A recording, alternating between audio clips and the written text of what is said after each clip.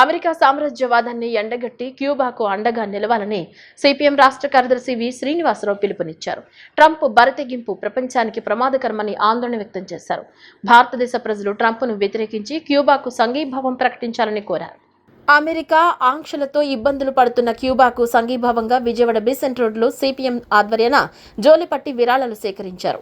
ప్రతి షాపునకు వెళ్లి సంఘీభావ నిధి వసూలు చేశారు. బీసెంట్ రోడ్ మహంతి మార్కెట్ వద్ద ప్రారంభమైన ఈ కార్యక్రమం ఏలూరు రోడ్డు పెద్దిబొట్ల వారి వీధి మీదుగా సిపిఎం కార్యాలయం వరకు సాగింది.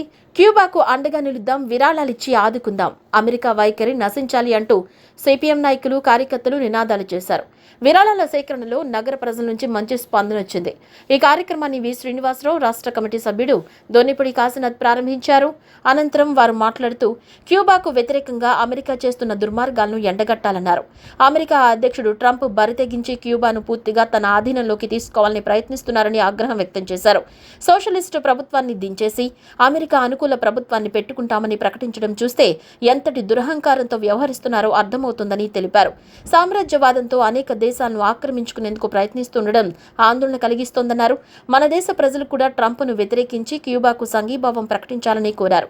క్యూబా కోసం చేపట్టిన విరాళాల సేకరణకు మేధావులు, విద్యావంతులు, ప్రముఖులు, వివిధ రంగాల ప్రజల నుంచి మంచి స్పందన వస్తుందన్నారు. ఈ కార్యక్రమంలో పార్టీ నాయకులు UV Ramaraju, Vijayawada central city కార్యదర్శి భూపతి రమణారావు తదితరులు పాల్గొన్నారు. ఈరోజు రాష్ట్ర వ్యాప్తంగా సిపిఐఎం ఆధ్వర్యంలో క్యూబా సంఘీభావంగా ప్రచారం, దానికి మద్దతుగా ప్రజలని అభిప్రాయాలను కూడగట్టడం, అలాగే అమెరికా చేస్తున్న దుర్మార్గాలు ఎండగట్టడం, దాంతోపాటు ఈరోజు కష్టాల్లో ఉన్నటువంటి క్యూబాకు విరాళాల ద్వారా కూడా సంఘీభావ నిధి కూడా మేము ప్రజల నుండి వసూలు చేయాలని చెప్పి సంకల్పించాము. ఇప్పటికే చాలా మంచి స్పందన ప్రజల నుంచి వ్యక్తమవుతుంది. ఎవరికి వాళ్ళు ఎక్కడికక్కడ మేము చేసినటువంటి విజ్ఞప్తిని అందిపుచ్చుకొని స్వయంగా విరాళాలు పంపుతున్న వాళ్ళు ఉన్నారు. ముఖ్యంగా మధ్యతరగతి మేధావులు, విద్యావంతులు, ప్రముఖులు, ఆ రకంగా వ్యక్తులుగా కూడా పంపుతున్నారు. అలాగే ప్రజలకు కూడా భాగస్వామ్యం. ఈరోజు ఎంత డబ్బు వసూలు అవుతుంది, ఎంత పంపిస్తాము, దానివల్ల వాళ్ళకి ఎంత ఉపయోగం అనే దానికన్నా కష్టాల్లో ఉన్న క్యూబాకి భారత ప్రజలు అండగా ఉన్నారనే మన ప్రజల యొక్క సందేశాన్ని ఈ డబ్బు రూపంలో వాళ్ళకి పంపిస్తున్నాము. ఈరోజు క్యూబాని పూర్తిగా దిగ్బంధించి వాళ్ళకి ఆహారం లేకుండా, ఆయిల్ పంపకుండా చీకట్లో వాళ్ళని ఉంచి చంపాలనే ప్రయత్నం చేస్తున్నారు. అక్కడ ఉండే సోషలిస్టు ప్రభుత్వాన్ని దించేసి అమెరికాకు అనుకూలమైన మా తొత్తు ప్రభుత్వాన్ని అక్కడ పెట్టుకోవాలని బహిరంగంగా ట్రంప్ ప్రకటించాడంటే అంత దురహంకారంతో వ్యవహరిస్తున్నాడో అర్థమవుతుంది. అందువల్లనే ఈరోజు మనం గత 2-3 నెలల్లోనే ఒక్కొక్క దేశాన్ని పెట్టి వెనుజులా, గాజా, ఇరాను, రేపు క్యూబా, ఎల్లుండి మన దేశం కూడా అవుతుంది. కానీ వాళ్ళ మాట వినని వాళ్ళు ఎవరైనా సరే వాళ్ళంతా తేలుస్తామనేటువంటి దురహంకార వైఖరిని ట్రంప్ తీసుకున్నాడు. మన దేశ ప్రజలు కూడా ట్రంప్కు వ్యతిరేకంగా స్పందించి క్యూబాని ఆదుకొని వాళ్ళకి సంఘీభావం ప్రకటించాలని ఈరోజు ఈ చేస్తున్న క్యాంపెయిన్కి అందరూ సానుకూలంగా స్పందించి ఆదరించాలని చెప్పి మేము విజ్ఞప్తి చేస్తాం. అమెరికాకి 90 మైళ్ళ దూరంలో ఉన్నటువంటి చిన్న దీవి క్యూబా. చిన్న దేశం పెద్ద సందేశం అని చెప్పనేటువంటిది క్యూబా మీద ఉన్నటువంటి కామెంట్.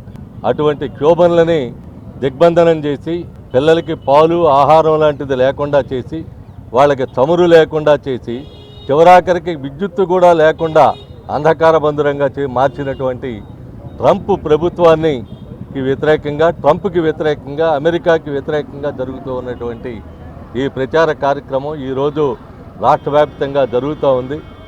ఒకప్పుడు ఫేజ్ 1, ఫేజ్ 2 కరోనా దశల్లో 20 దేశాలని తమ వైద్య బృందాలను పంపి ఆదుకున్నటువంటి చిన్న దేశం క్యూబా. అటువంటి క్యూబాకి వ్యతిరేకంగా రాక్షస కృత్యం చేస్తూ ఉన్నటువంటి, దుర్మార్గమైనటువంటి పరిపాలన చేస్తూ ఉన్నటువంటి ట్రంప్, ఆయనకి వత్తాసు పలుకుతూ ఉన్నటువంటి మోడీ, వీళ్ళిద్దరినీ ఏం చెయ్యాలని చెప్పనేటువంటిది ప్రజలే ఆలోచించుకోవాల్సినటువంటి సందర్భం ఇది. అటువంటి క్యూబాని ఆదుకోవాల్సినటువంటి బాధ్యత పాల రూపంలో, ఆహార రూపంలో, ఆహార పదార్థాల రూపంలో, ఆర్థిక రూపంలో, రకరకాలైనటువంటి వస్తు రూపేణ, ఆర్థిక రూపేణ సహాయం చేసేటువంటి దానికి ఈరోజు ఆంధ్రదేశ ప్రజానీకం మన రాష్ట్రానికి ఒక అంతర్జాతీయత, ఆ భావం కానీ, సహాయం చేయాలని చెప్పనేటువంటి దృక్పథం కానీ ఉన్నటువంటి ఈ నగరం, ఈ రాష్ట్రానికి ఆ రకమైనటువంటి సాంప్రదాయాన్ని, మరిన్ని మంచి సాంప్రదాయాలు నెలకొల్పేటువంటి పద్ధతుల్లో క్యూబన్లకి సహాయపడదాం, క్యూబన్లను ఆదుకుందాం. అమెరికాకి వ్యతిరేకంగా క్యూబాలో పడుతూ ఉన్నటువంటి బాధలకు విముక్తి చూపుదామని చెప్పనని ఈ కార్యక్రమాన్ని తలపెట్టాం.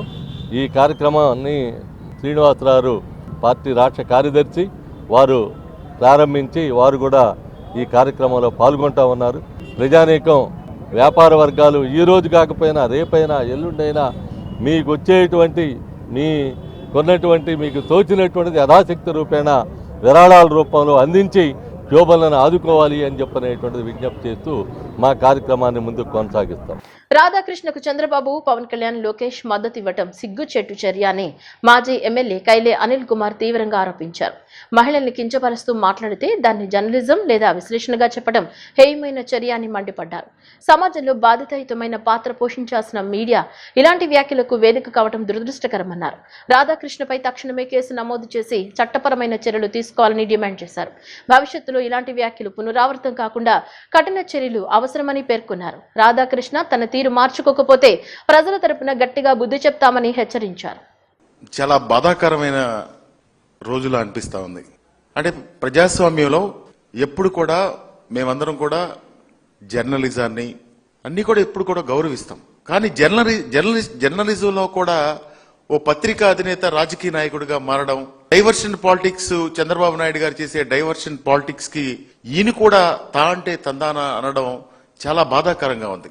అంటే తల్లికి, చెల్లికి, భార్యకి తేడా తెలియనటువంటి ఈరోజు రాష్ట్ర ముఖ్యమంత్రి, ఉప ముఖ్యమంత్రి, మంత్రులు, ఈ రాధాకృష్ణ వీళ్ళందరూ కూడా తల్లికి, చెల్లికి, భార్యకి తేడా తెలియకుండా వీళ్ళ డైవర్షన్ పాలిటిక్స్ లో మహిళలను కూడా ఈరోజు ఎంత దారుణంగా ఆ మహిళల యొక్క ఆత్మాభిమానం దెబ్బతీస్తా ఉన్నారో ఒక్కసారి ఈ రాష్ట్రంలో జరుగుతున్నటువంటి పరిణామాలు చూస్తే అవగాహన అవుతా ఉంది.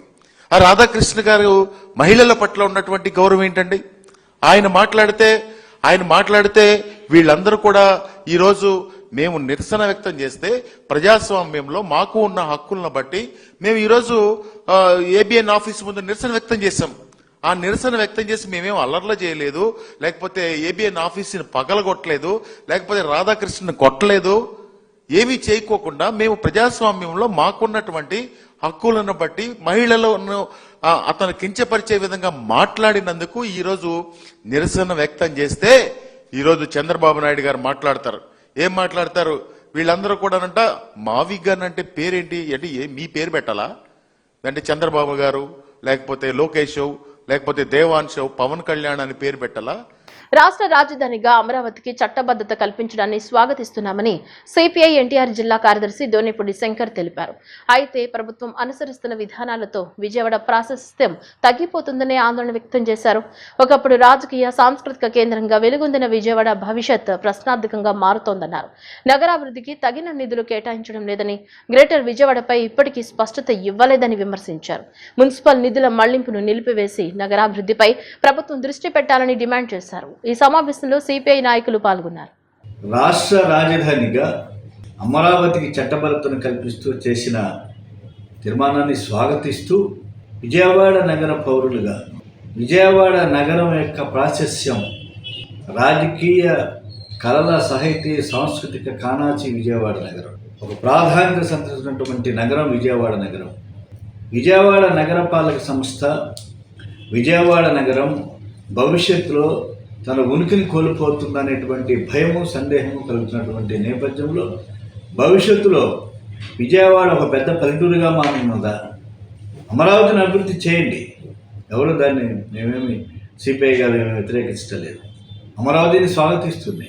కానీ వాట్ అబౌట్ విజయవాడ నగరానికి గత ప్రభుత్వం కానీ గతంలో ఉన్నటువంటి జగన్మోహన్ రెడ్డి ప్రభుత్వం కేవలం 30 కోట్లు మాత్రమే రాష్ట్ర ప్రభుత్వం నుంచి నిధులు మంజూరు చేసింది. చంద్రబాబు నాయుడు గారు అధికారంలోకి వచ్చిన తర్వాత విజయవాడ నగరానికి ₹1 కూడా మంజూరు చేయటువంటి పరిస్థితి. 15 ఫైనాన్స్ కమిషన్ నిధులు తప్పనిచ్చి, పర్ హెడ్ క్యాపిటల్ కానీ ఇతర తప్పనిచ్చి రాష్ట్ర ప్రభుత్వం నుంచి ఒక్క చిల్లిగా కూడా చంద్రబాబు నాయుడు గారి ప్రభుత్వం వచ్చిన తర్వాత శాంక్షన్ అవ్వలేదు, మంజూరు కాబడలేదు. కారణం ఏం పాపం చేసుకుంది విజయవాడ అని చెప్పేసి అడుగుతున్నా. కాబట్టి విజయవాడ నగరం దీని అభివృద్ధి, మహానగరం కావాల్సినటువంటి విజయవాడ నగరం మహానగర పాలిక సంస్థగా చేయాలని చెప్పేసి తీర్మానాలు చేసి పంపించడం జరిగింది. మేము కార్పొరేషన్లో ఉన్నప్పుడు సిపిఐ పక్షంగా తీర్మానాలు చేసి 38 గ్రామాలను కలుపుకొని మహానగరంగా గ్రేటర్ విజయవాడగా చేయాలని తీర్మానం చేశాం. అలా ఊసే పట్టటువంటి పరిస్థితి. పత్రికల్లో మాత్రం పుంఖానుపుంఖాలుగా ఎంపీ గారు మాట్లాడేస్తున్నారు, ఎమ్మెల్యేలు మాట్లాడేస్తున్నారు. కానీ అధికారపూర్వకంగా ఎక్కడా కూడా రాష్ట్ర ముఖ్యమంత్రి నుంచి ప్రకటన కానీ, స్థానిక ఎమ్మెల్యేలు లేదా స్థానిక ఎంపీ ప్రకటనలు తప్పనించి అసలు విజయవాడ ఏమైపోతుంది, విజయవాడ భవిష్యత్తు ఏమిటి, విజయవాడ నగర అభివృద్ధి ఏమిటి, 2024లో అధికారంలోకి వచ్చినటువంటి కూటమి ప్రభుత్వం విజయవాడ నగరానికి ఈ సంవత్సరాల కాలంలో మీరు చేసింది ఏమిటని చెప్పేసి కూడా వాళ్ళ ప్రజల్లో సందేహాలు, ప్రశ్నలు తలెత్తున్నటువంటి పరిస్థితుల్లో విజయవాడ నగరం యొక్క ప్రాశస్యం కోల్పోకుండా కృష్ణానది పరివాహక ప్రాంతం విజయవాడ నగరం, కృష్ణానది నీళ్లు తాగినటువంటి విజయవాడ పౌరులుగా నగరం యొక్క ప్రాశస్యాన్ని కాపాడుకోవాలి. క్రైస్తవ మైనార్టీలపై ఉండి శాసనసభ్యులు రఘురామకృష్ణరాజు దాడులు చేయడం హేయమని ఏపీ క్రిస్టియన్ సొసైటీ సభ్యులు పాస్టర్ జేమ్స్ కుంపట్ల ఆగ్రహం వ్యక్తం చేశారు. రఘురామకృష్ణరాజు కొంతకాలంగా ఉద్దేశపూర్వకంగా అనుమతులు అవసరం లేని సుమారు 10 గృహ ప్రార్థనా మందిరాలను కూల్చివేయడం, వందల మంది చర్చిలకు వెళ్లే పేదల ఇళ్లు తొలగించారని ఆరోపించారు. ఆకివీడు, పెద్దపేటలో స్థానిక గ్రామస్తులతో కలిసి సామరస్యంగా తగిన చర్చలు జరిపి ఆలయ నిర్మాణం చేపట్టకుండా మత అల్లర్లకు రేపడానికి అధికారం దుర్వినియోగానికి పాల్పడ్డారని ఆరోపించారు. పొరుగు రాష్ట్రాల నుంచి పెద్ద ఎత్తున హిందూ మత కార్యకర్తలు వచ్చి ప్రత్యేక ప్రాంగణాలను ఏర్పాటు చేసి మత ఘర్షణలు, పెద్ద ఎత్తున అల్లర్లకు ప్రణాళికలు రూపొందిస్తున్నారన్నారు. చర్చికు వెళ్లే క్రైస్తవ భక్తులకు క్రిస్టియన్ సర్టిఫికేట్ మంజూరు చేసి మత మార్పిడులు చేస్తామంటూ మీడియా సమావేశాల ద్వారా ప్రకటించడం దురదృష్టకరమన్నారు. ప్రధాన మతాలు అందులో హిందూ, ముస్లిం, క్రైస్తవులు అని చెప్పి ప్రధాన మతాలు ఉన్నాయి. అయితే ఇందులో క్రైస్తవులను మాత్రము ప్రతిరోజు వార్తల్లో నిలబడుతున్నారు. వారి మీద దాడులు జరుగుతున్నాయి. చర్చిల మీద దాడులు, పాస్టర్ల మీద దాడులు, రకరకాలైనటువంటి హింసలు, వ్యతిరేకతలు, పవనాలు ఆంధ్రప్రదేశ్ రాష్ట్రంలో ఇటీవలే పెరిగిపోయాయి. అందులో ప్రధానంగా ఇప్పుడు మనకు అందరికీ తెలిసింది ఏంటంటే ఉండి నియోజకవర్గంలో చెలరేగినటువంటి ఈ మత ఘర్షణలు కల్పించేసి ఈరోజు మొన్న ఈస్టర్ వచ్చింది, గుడ్ ఫ్రైడే వచ్చింది, 144 సెక్షన్ పెట్టేసి ఆ రోజు ఎవరు ప్రార్థనకు కూడా పోలేనటువంటి పరిస్థితిలో కట్టుదిట్టాలు చేసినటువంటి పరిస్థితి వచ్చేసాయి. కారణము ఈ మత ద్వేషము, మత హింస క్రైస్తవుల మీద పెరిగిపోవటం వలన మరి అది జరిగాయి. ఇంకా చెప్పాలంటే ఎక్కడో పెద్దపేటలో మరి జరిగినటువంటి గొంతేరమ్మ గుడి విషయము, తర్వాత రాములవారి గుడి, ఏ గుడి కట్టుకోవాలని చెప్పి వచ్చినటువంటి ఘర్షణలో మాకు అర్థం కాని విషయం ఏంటంటే 113 చర్చిలకు నోటీసులు ఎందుకు ఇవ్వాలి? క్రైస్తవ మైనార్టీల మీద తరచూ దాడులు జరుగుతున్నాయి. మనకు తెలుసు 2014 నుండి మత రాజకీయాలు అన్నది చాలా గట్టిగా ఊపందుకున్నాయి. ఈ నేపథ్యంలో డిప్యూటీ స్పీకర్ గారు, ఉండి ఎమ్మెల్యే గారు రఘురామకృష్ణరాజు గారు గత సంవత్సరంన్నర నుండి తన నియోజకవర్గంలో సుమారు 10 చర్చిల్ని బుల్డోజర్తో కూల్చివేయడం జరిగింది. వందలాది దళిత గృహాలని, చర్చి దగ్గర ఉన్న ఇళ్లను కూడా కూల్చివేయడం జరిగింది. సరే, ఏదో చేస్తున్నారు, ఏదో రెమెడీ ఉంటుందేమో అనుకున్నప్పటికీ మొన్న ఒక పెద్దపేట అన్న గ్రామంలో జనసేన లేదా ఇతర పార్టీ వాళ్ళని కొంతమందిని, సుమారు 200-300 మందిని ఒక కార్యక్రమానికి ఆ గ్రామంలో తీసుకువెళ్ళి ఆ గ్రామంలో దళితులు వీరు గొడవ పడతారు అని తెలిసినా సరే పోలీస్ పికెటింగ్ తీసుకువెళ్ళి గొడవ పడ్డారు. గొడవ పడడం గురించి మాకు సంబంధం లేదు, కానీ గొడవ పడడం కారణంగా గొడవలు జరుగుతాయని కూడా అక్కడ సామరస్యంగా ఆయన కట్టుకున్న ఆలయం కట్టుకోవచ్చు. కాకపోతే మీరు ఎందుకు కట్టనివ్వరు ఏంటి అన్న దాన్ని 2-3 చర్చలు చేసుకొని మాట్లాడితే బాగుంది. కాకపోతే వారు ఘర్షణ పడేలా చేసి కొట్టుకొని 57 మంది మీద ఎఫ్ఐఆర్ నమోదు చేసి 7 పాస్టర్లని ఉటావుట్న అర్ధరాత్రి ఇళ్ళకెళ్ళి అరెస్టులు చేసి వారికి జైలుకి పంపడం జరిగింది. రాష్ట్రంలో మహిళలపై దాడులు, అత్యాచారాలు, దౌర్జన్యాలపై మౌనం పాటిస్తున్న పవన్ కళ్యాణ్ శాంతియుత నిరసనల్ని ప్రజాస్వామ్యం కూనీగా అభివర్ణించడం హాస్యాస్పదమని వైసీపీ అధికార ప్రతినిధి పుత్తా శివశంకర్ విమర్శించారు. శాంతియుతంగా నిరసనలు చేస్తున్న వైసీపీ నేతలపై పోలీసులే దాడి చేశారని ఆరోపించారు. జర్నలిజం పేరుతో సీఎం చంద్రబాబు డైవర్షన్ పాలిటిక్స్ కు తోడ్పడుతున్న రాధాకృష్ణ మహిళల్ని కించపరిచేలా వ్యాఖ్యలు చేస్తున్నారని మండిపడ్డారు. అలాంటి వ్యాఖ్యలపై వెంటనే చర్యలు తీసుకోవాలని డిమాండ్ చేశారు. మాడభూషి శ్రీధర్ గారు ఆయన ఒక చక్కని విశ్లేషణ చేస్తే ఒక విశ్లేషకుడిగా దానికి ఎల్లో మీడియా అదేవిధంగా తెలుగుదేశం పార్టీ వాళ్ళ మీద ఏ విధంగా దాడి చేస్తున్నాయి, ఎందుకింత దాడి, ఎందుకింత భయము? రాష్ట్ర ప్రజలకు మేలు చేయడానికే కదా ప్రభుత్వంలోకి మీకు ఓటేసింది. జగన్ గారు చెప్పినటువంటి ప్రపోజల్ మీకు నచ్చకపోతే నచ్చలేదని చెప్పండి, ప్రజలను కన్విన్స్ చేసుకోండి. అంతేకాని వైఎస్ఆర్ కాంగ్రెస్ పార్టీ ఇంట్లో ఉన్నటువంటి మహిళలని, నాయకులని నీచమైనటువంటి కామెంట్ చేసే అధికారం నీకెవరిచ్చారయ్యా? ఇది చంద్రబాబు చేసేటువంటి కుట్రలు కానీ తెలుగుదేశం పార్టీ ఎల్లో మీడియా ఈ కుట్రలను పన్నాగాలను భరిస్తూ ఉండడానికి వైఎస్ఆర్ కాంగ్రెస్ పార్టీ ఆత్మాభిమానం లేని పార్టీ కాదు. పద్ధతుల్లోనే గట్టిగా రెస్పాండ్ అవుతాం, వదిలిపెట్టాం.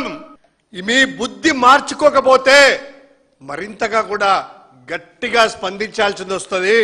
ఇవాళ కూడా అందులో భాగంగానే హైదరాబాద్లో ఆ యొక్క నీచమైనటువంటి కార్యాలయం ముందు, ఏబిఎన్ ఆంధ్రజ్యోతి కార్యాలయం ముందు మా వాళ్ళు శాంతియుతంగా ధర్మాగ్రహం వ్యక్తం చేస్తూ అక్కడ శాంతియుతంగా ప్రొటెస్ట్ చేస్తే దాన్ని తండ్రి కొడుకులు ఉప ముఖ్యమంత్రి కీ కట్టుకొని వచ్చి గిలగిలగిలగిలగిలా కొట్టుకుంటూ ట్వీట్ల మీద ట్వీట్లు వేస్తూ ప్రెస్ నోట్లు రిలీజ్ చేసుకుంటూ అయ్యో ఏదో జరిగిపోతుంది, ఇది వ్యాఖ్యానమే కదా అని ఒకరు, ఇది సందేశమే కదా అని ఒకరు, ఇది జర్నలిజం కదా అని ఒకరు. ఏమయ్యా చంద్రబాబు నాయుడు గారు, లోకేష్ గారు, ఒక్కసారి గుర్తు తెచ్చుకోండి. మీరు దుర్మార్గమైనటువంటి వ్యాఖ్యల గురించి ప్రయత్నం చేసి మాట్లాడుతున్నారు కదా, ఇదే సాక్షి ఛానల్కి సంబంధం లేకపోయినా ఒక వ్యక్తి చర్చలో కూర్చొని ఏదో మాటలు మాట్లాడితే మహిళల ఆత్మాభిమానం అని ఆంధ్రప్రదేశ్లోని సాక్షి కార్యాలయాలను ముట్టడించి దాడులు చేసి తగలబెట్టి తెలుగుదేశం పార్టీ నాయకులు, మహిళలు అందరూ కూడాను ఓని పోలీసులు దగ్గరని పంపించారే. ఏంటంటే మహిళల ఆత్మాభిమానం అంట. ఈ రోజు మహిళలను భార్యలు కాదు మీ చెల్లెళ్ళు అని భర్తలే పెళ్లిళ్ళు చేస్తారనేటువంటి నీచమైన మాటలు మాట్లాడుతుంటే ఇది మహిళల ఆత్మాభిమానం కాదంట. ఇంత దుర్మార్గంగా వ్యవహరిస్తున్నారే. ఒక్కసారి లోకేష్ గారు, చంద్రబాబు నాయుడు గారు, పవన్ కళ్యాణ్ గారు ఒక్కసారి ఆ వ్యాఖ్యానం, మీరు జర్నలిజం అనేసి పెద్ద ప్రపంచ మేధావిన్నట్టు రాధాకృష్ణ పొగుడుతున్నారు కదా, ఇదే వ్యాఖ్యలు, ఇదే సంపాదకీయము మీ యొక్క కుటుంబాలను మీకే అన్వయించుకోండి. తాడేపల్లిలో పోలీసులు గంజాయి అక్రమ రవాణా, వినియోగంపై కట్టుదిట్టమైన చర్యలు కొనసాగిస్తున్నారు. ఈ క్రమంలో తాడేపల్లి, కృష్ణా, కరకట్ట, పాటూరు పరిసర ప్రాంతాల్లో ప్రత్యేక తనిఖీలు నిర్వహించిన పోలీసులు అనుమానాస్పదంగా తిరుగుతున్న యువకులపై దృష్టి సారించారు. తనిఖీల్లో భాగంగా గంజాయి కలిగి ఉన్న, అలాగే సేవిస్తున్న 8 మంది యువకులను తాడేపల్లి పోలీసులు అదుపులోకి తీసుకున్నారు. వారి వద్ద నుంచి సుమారు 400 గ్రాముల గంజాయి ప్యాకెట్లను స్వాధీనం చేసుకున్నారు. పట్టుబడిన యువకులపై గతంలో కూడా కేసులు నమోదై ఉన్నట్లు తాడేపల్లి సీఐ వీరేంద్రబాబు వెల్లడించారు. యువతలో పెరుగుతున్న మత్తు పదార్థాల వినియోగాన్ని అరికట్టేందుకు ప్రత్యేక చర్యలు చేపడుతున్నామని, ఇలాంటి అక్రమ కార్యకలాపాలపై ఎలాంటి రాజీ ఉండదని పోలీసులు స్పష్టం చేశారు. పట్టుబడిన 8 మంది యువకులను కోర్టులో హాజరుపరిచినట్లు సీఐ వీరేంద్రబాబు తెలిపారు. మత్తు పదార్థాలపై సమాజం అప్రమత్తంగా ఉండాలని, అనుమానాస్పద సమాచారం వెంటనే పోలీసులకు అందించాలని ప్రజలకు విజ్ఞప్తి చేశారు. తాడేపల్లి పోలీస్ స్టేషన్ లిమిట్స్ లో ఒక 8 మంది గంజాయి కలిగి ఉన్న వ్యక్తుల్ని అరెస్ట్ చేయడం జరిగింది. వారందరినీ కూడా తాడేపల్లి పాతూరు గ్రామానికి చెందిన వారు.